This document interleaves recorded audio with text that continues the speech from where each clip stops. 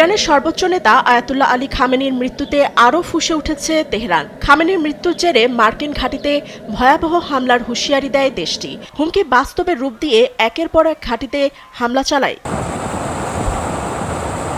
ইরানের Islamic revolutionary guard corps IRGC. খামেনির মৃত্যুর বদলা নিতে মধ্যপ্রাচ্যের ২৭টি মার্কিন ঘাঁটিতে হামলা চালায়। একই সঙ্গে তেল আবিবে সামরিক স্থাপনায় হামলা চালায় তারা। প্রতিশোধমূলক হামলায় কাতার, সংযুক্ত আরব আমিরাত, কুয়েত, বাহরাইন, জর্ডান, সৌদি আরব ও ইরাক সহ মধ্যপ্রাচ্যে একাধিক দেশে আক্রমণ করে।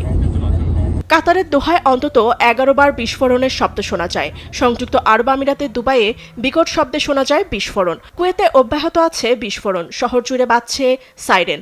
হামলার পর ইরাকের এরবিলে আকাশে দেখা যায় কালো ধোঁয়া।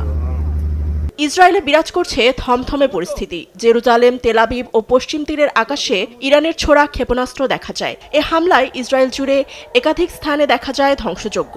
স্থানীয়দের সতর্ক করতে শহর জুড়ে বাজছে সাইরেন।